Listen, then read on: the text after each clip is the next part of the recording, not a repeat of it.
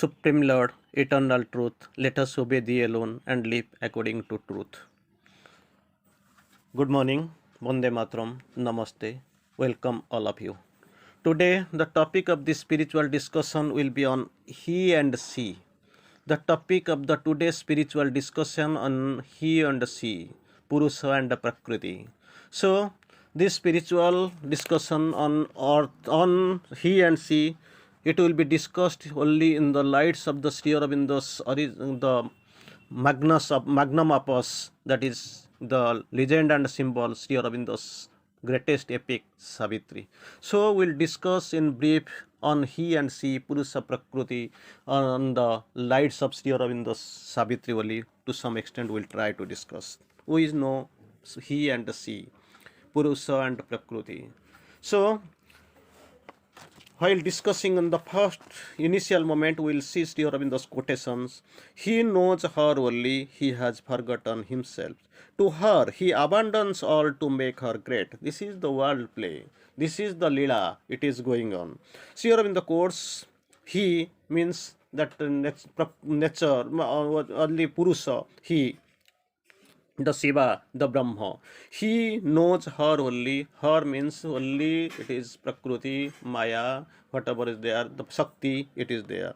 So, he knows her only, he has forgotten himself. This world play, it is sketched like this. So he knows he is the creator, but here he is a passive inhabitant, staying behind the veil, doing all, knowing all, controlling all, but he is staying behind and stayed, given everything he has given to in the hands of the Prakriti or she. He knows her only, he has forgotten himself. To her, he abandons all to make her great. She must be made great. To make her great, she abandons all for him. This is the world play we know. All the activity appears to originate from her. All initiative and movement proceed from her who dominates the scene.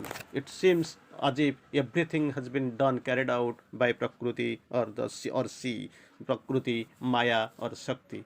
But the truth is that the Purusha, he is behind the veil, controlling all, doing out, carrying out all, taking care of all. He is everything, but things are been bestowed upon the Prakriti or she. He hopes in her to find herself anew. He hopes in her to find herself anew, incarnate, wedding his infinite space to her creative person's felicity. The static space. See, already we have discussed, I have said you, it is the static space, the passive inhabitant, he is taking the static place, offering himself for the basic innumerable foundation on which she executes.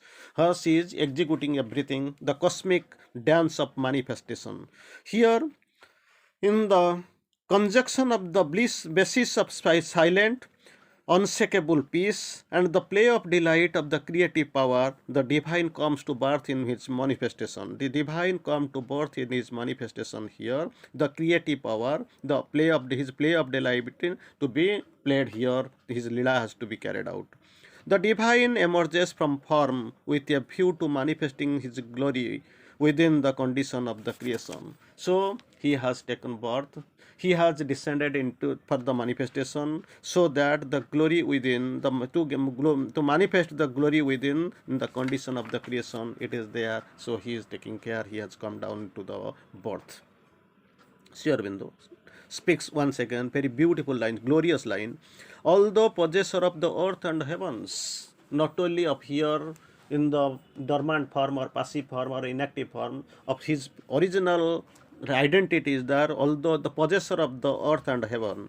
But here in this lila, he leaves to her the cosmic management. The entire cosmic management, has been given, bestowed upon the Prakriti or she, and watches all, the witness of her sin, watches all, she observes all, takes care of all, but he is veiled and he is veiling himself and standing behind the scene. The Lord of all the seven earths we have seen with their heavens are his habitations.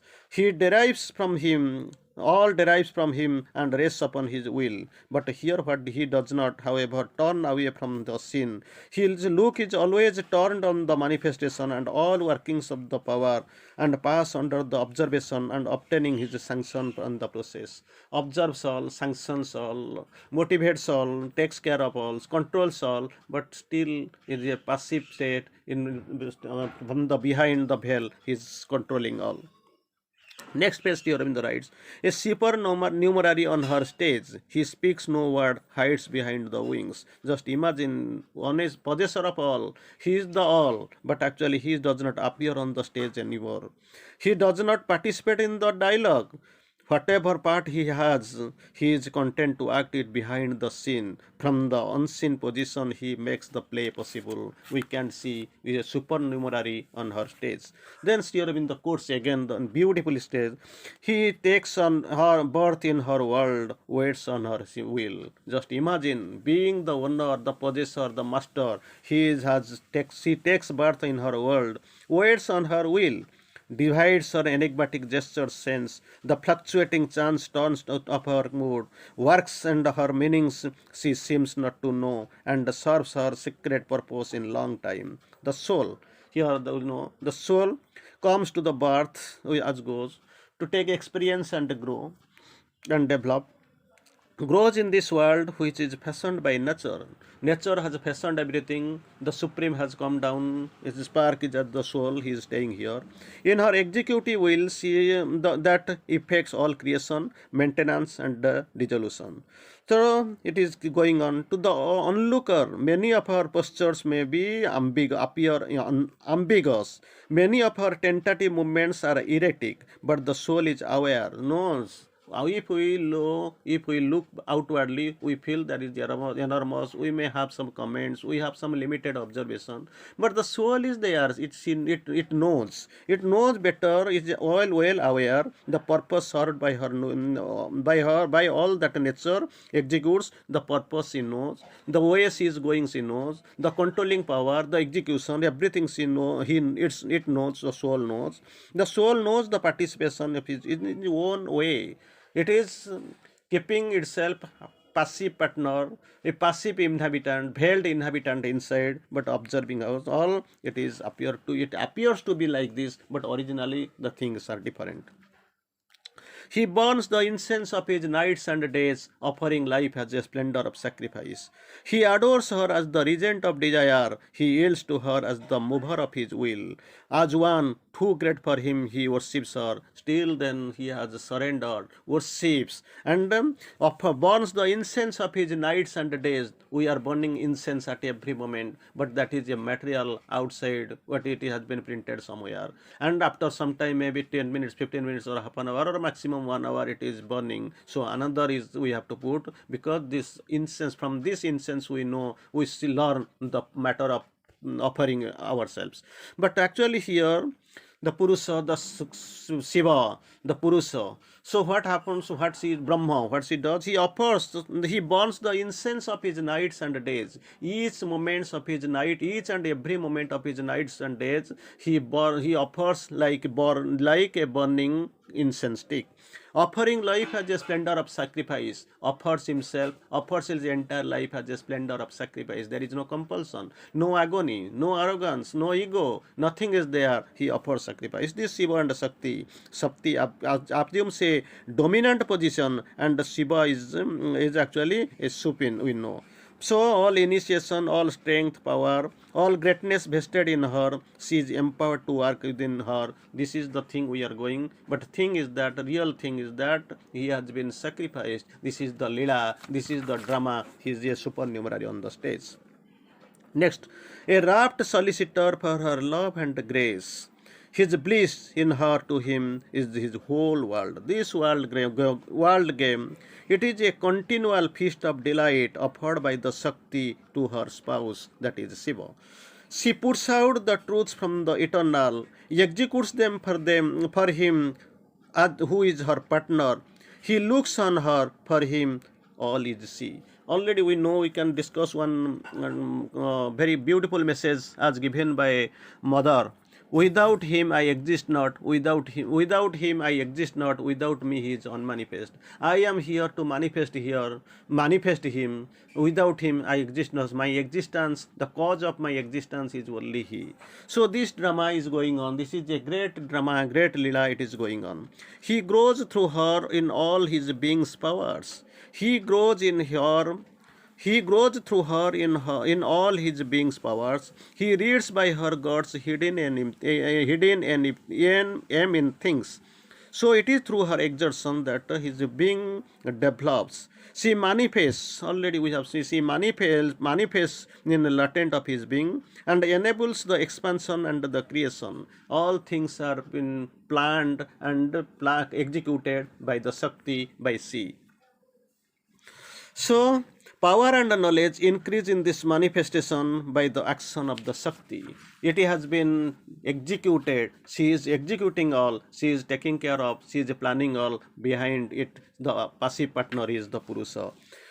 Or a courtier in her countless retinue, content to be with her and feel her near, she makes the most of little that she gives, and all she does drapes with his own delight. There is a delight, there is no agony. He knows, Purusha knows, he knows. So Shiva knows, Brahma knows what he is doing. It is this delight of the soul that supports the all existence. It is the origin, maintenance, and the change. The soul follows the nature in every moment, draws the essence from the experience and in life and experience of the rasa in the enjoyment of each form of its status. So they are enjoying. It is joyful. This is the drama. It is carried on and it is going on. Then what happens? A glance can make his whole day wonderful. The luminous line, the beautiful, meaningful line it is given, that how the flow of the divine grace comes, how the Shakti, she works. A glance can make his whole day wonderful. A word from her lips with happiness wings the hour. Just imagine, a glance can make his whole day wonderful. Nature, the executive nature refers the soul within. Refers to the soul within. Communicates her workings to the soul, and who responds with delight of her movement of progress. Life becomes meaningful and progressive towards the goal when they are moving. So this evolutionary manifestation proceeds on this close active revelation between soul and nature. A glance can make his whole day wonderful. A word from her lips with happiness wings the hour. There is no difficulty. That 300 years something we know date of realization it will go, because time that wing will be set, it will fly away and the time will get short. This agony will go. A glance can make his whole day wonderful. It will be wondrous moment. So if the glance is there. He leans on her for all he does or is. He builds in his largesses his proud, formless days, and trials his peacock promised the joy of life, and shines in the glory of the passing smile. Beautiful thing that experience is there. Soul depends upon the power, and many tired nature for experience on he grows. He depends on her for the execution of his will. Mother there, the Shakti is there for the execution of the will, and it is there. And there is a delight of hidden existence. The delight of existence, it is there to come out. So next one, in a thousand ways he serves her royal needs. Her needs are royal. In thousand, not as one or two, in thousand ways he serves her royal need. He makes the hours pivot around her will. Upon her will, around her will, he makes the hour pivot around. Make all reflect her whims. So the passive partner we see it is doing.